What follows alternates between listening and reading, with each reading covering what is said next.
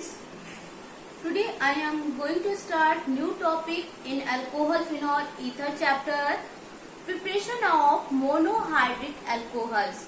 तो preparation of monohydric alcohols first है, यानी मोनोहाइड्रिक अल्कोहल बनाने की विधियां। तो पहला है from hydrolysis of alkyl halide. Hydrolysis मतलब जल अपघटन, यानी एल्किल हैलाइड के जल अपघटन से।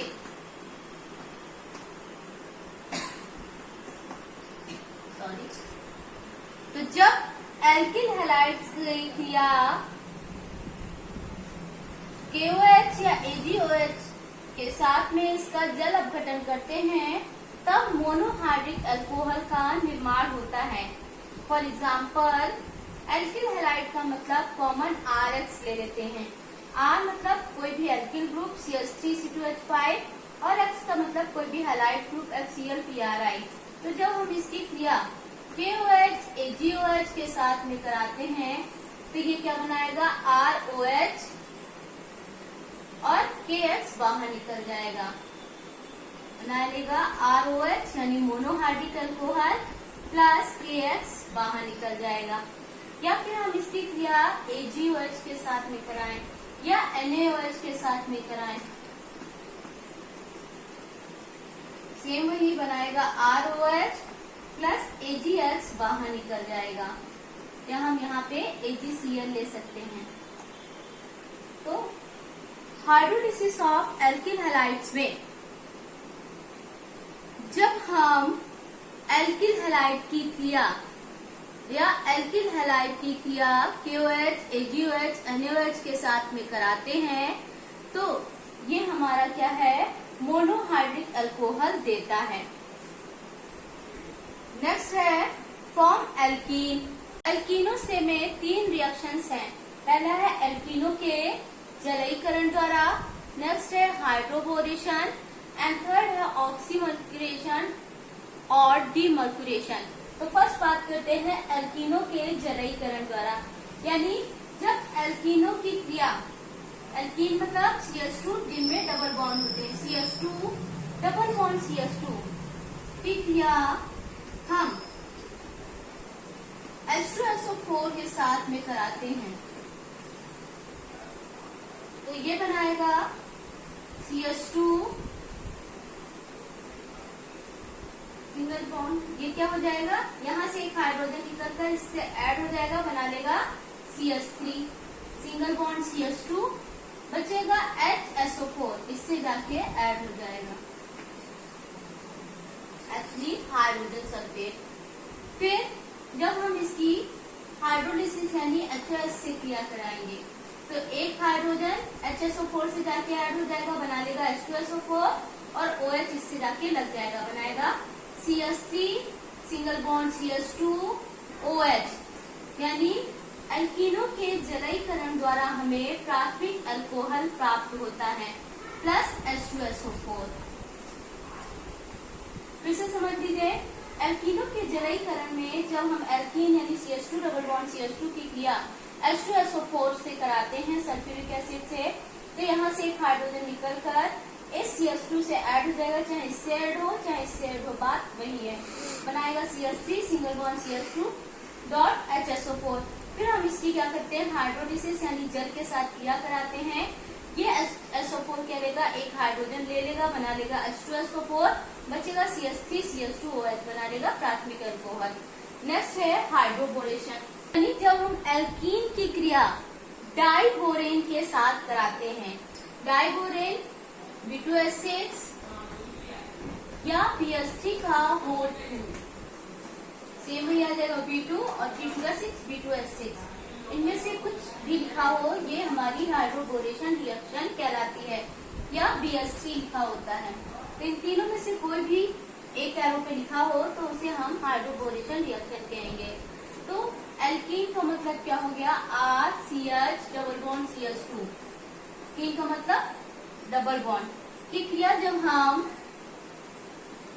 डाइबोरेन के साथ कराते हैं, डाइबोरेन B2S6 BS3 का होल ट्वाइस, तो हम यहाँ लिख सकते हैं BS3 का होल ट्वाइस के साथ कराते हैं तब इसमें से क्या होगा, समझ लीजिए, हम इसको ऐसे लिख सकते हैं HBS2 यानी BH3 हो गया। तो ये वाला हाइड्रोजन क्या होगा, जहाँ पर नंबर ऑफ हाइड्रोजन यानी डबल बॉन्ड से जुड़ा हुआ वो कार्बन जहाँ पर नंबर ऑफ हाइड्रोजन कम होंगे वहां पर हाइड्रोजन जुड़ेगा, और जहाँ पर नंबर ऑफ हाइड्रोजन ज्यादा होंगे वहां पे BH2 यानी ये H प्लस BH2 माइनस में टूटेगा। लगेगा एंटी मार्कोनिकॉफ नियम। ड्यू टू एंटी मार्कोनिकॉफ नियम डबल बॉन्ड से जुड़ा हुआ वो कार्बन जहाँ पर हाइड्रोजन की संख्या ज्यादा होती है वहां पे हमारा निगेटिव पार्ट या न्यूक्लियोफाइल जुड़ता है। तो इसे हम क्या कहते हैं, एंटी मार्कोनिकॉफ नियम कहेंगे। बनेगा RCH2 single bond CH2 BH2। फिर इसकी रिएक्शन हम किससे कराएंगे, एल्कीन से कराएंगे। RCH डबल बॉन्ड CH2 बन जाएगा RCH2 सिंगल बॉन्ड CH2 का होल ट्वाइस, यानी यहाँ से एक हाइड्रोजन निकलेगा, जहाँ पर हाइड्रोजन की संख्या कम होगी वहां पे ऐड हो जाएगा, बना लेगा BH। फिर हम इसकी रिएक्शन किससे कराएंगे, एल्कीन से कराएंगे। RCH डबल बॉन्ड CH2 बनाएगा RCH2 सिंगल बॉन्ड CH2 का होल 3B। ये क्या है, ट्राई एल्किल ब्रोरेन। जब ट्राई एल्किल ब्रोरेन का हम हाइड्रोलिसिस यानी H2O2 की प्रेजेंस में क्रिया कराते हैं, यानी पहले हम क्या करेंगे, एल्कीन की क्रिया डाइबोरेन या BHC के साथ कराएंगे। तो ये हमारा बनाएगा RCH2 single bond CH2 BH2। फिर हम इसकी एल्कीन से रिएक्शन कराएंगे, बनाएगा डाई एल्किल बोरेन। फिर हम इसकी यानी बोरॉन से एक एक हाइड्रोजन रिप्लेस होता जाएगा और एल्किल ग्रुप बढ़ता जाएगा, बनाएगा trialkyl borane. Trialkyl borane की क्रिया यानी RCH2 सिंगल बॉन्ड CH2 का whole 3B। Trialkyl borane की reaction H2O2 in basic medium में जब कराते हैं तो ये क्या करेगा, बनाएगा कितने हैं, RCH2 CH2OH यानी H2O2 किसमें टूट जाएगा, OH में टूटेगा। कितने हैं, 2 हाइड्रोजन, ये 2, यानी एक यहाँ पे हमारा OH लग जाएगा। कितने OH लगेंगे, 3 OH यहाँ लग जाएंगे, और यहाँ पे भी हमारे क्या है, 3 OH लग जाएंगे, प्लस बनाएगा BOH का होल 3। इसको हम कहते हैं बोरिक एसिड, या हम इसको ऐसे भी लिख सकते हैं। कितने हैं, 3H3BO3। तो बोरिक एसिड को हम BOH का होल थ्राइस या फिर H3BO3 लिखते हैं। एल्किल ग्रुप कितने हैं, 3 हैं, तो 3 हमारे क्या बन जाएंगे, अल्कोहल बन जाएंगे, यानी यहाँ पे कितने लगेंगे, 3OH। तो ये 3 2 जा 6 हाइड्रोजन ये हो गए और 6 ऑक्सीजन हो गए, यानी टोटल हमारे यहाँ पे कितने आएंगे, 6 OH ग्रुप। 6 OH ग्रुप में 3 OH ग्रुप इससे लग जाएंगे, बचेंगे 3 OH ग्रुप, वो हमारे इससे जुड़ जाएंगे, बनाएगा BOH का होल थ्राइस। तो हम इसे कॉमन रिएक्शन लिख सकते हैं। ये तो हमने आपको इसकी मैकेनिज्म बता दी। कॉमन रिएक्शन आप इसकी कैसे लिखेंगे, जब एल्कीन रिएक्ट करेगा RCH double bond CH2 plus B2H6 बनाएगा RCH2 सिंगल बॉन्ड CH2 का होल 3B। अब ये रिएक्ट करेगा H2O2 से in the presence in basic medium, बन जाएगा RCH2 CH2 OH plus H3BO3। इस रिएक्शन को बैलेंस कर लेते हैं, 6 और ये हो जाएगा, कितने हैं एल्कीन 6, तो ये क्या है, यहाँ पे हो जाएगा 2, 3 2 जा 6। बोरॉन यहाँ पे 2 है, इधर भी क्या है, 2 बोरॉन है। अब ये कितने हैं 3 2 जा 6, तो ये क्या हो जाएगा 6 और प्लस बोरॉन कितने थे 2, तो ये यहाँ पे हो जाएगा 2, तो ये रिएक्शन बैलेंस हो गई। बन जाएगा 6R single bond CH double bond CH2 plus B2H6 gives out 2R single bond CH2 single bond CH3 का होल 3B यानी ट्राई एल्किल बोरॉन। इसकी जब हम H2O2 की प्रेजेंस में ये टूटेगा, बनाएगा alcohol 6R CH2 CH2OH plus 2H3BO3 boric acid. Oxymercuration, demercuration, यानी जब हम एल्कीन की क्रिया RCH डबल बॉन्ड CH2 की क्रिया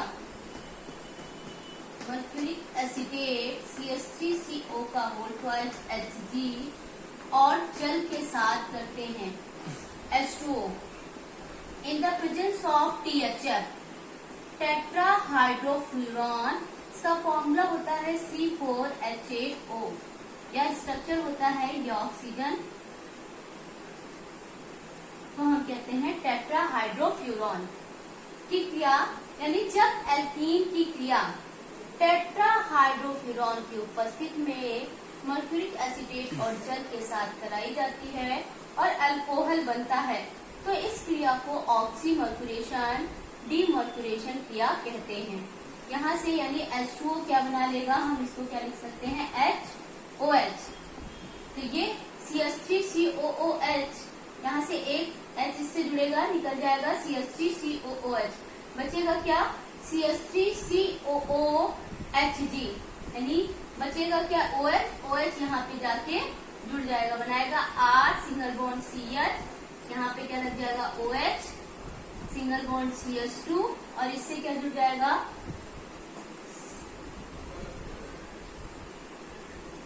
COOHG, HgCOOCH3 या हम इसको ऐसे भी लिख सकते हैं OOCCH3, यानी एक एसिटेट ग्रुप इससे जुड़ जाएगा और एक हमारा प्लस क्या निकल जाएगा CH3COOH। अब जब हम इसकी NaBH4 की प्रेजेंस में इसका हाइड्रोजिनेशन करते हैं यानी अपचयन करते हैं 2H, तो एक H क्या होगा इससे लग जाएगा, बना लेगा RCHOH single bond CH3 plus Hg बाहर निकल जाएगा, Hg टूट जाएगा और एक H से बन जाएगा CH3COOH, प्रोडक्ट बनेगा RCHOH single bond CH3 plus Hg plus CH3COOH। यानी जब हम एल्कीन की क्रिया CH3COO का होल ट्वाइस Hg और HOH यानी जल के साथ कराते हैं in the presence of tetrahydrofuran तो हमें क्या मिलता है द्वितीयक एल्कोहल, यानी ये वाला कार्बन किससे है, दोनों तरफ कार्बन से जुड़ा हुआ है इसलिए हम इसे 2 डिग्री कहेंगे, द्वितीयक एल्कोहल प्राप्त होता है। तो इस क्रिया को हम ऑक्सीमर्कुरेशन, डीमर्कुरेशन कहते हैं। Thank you.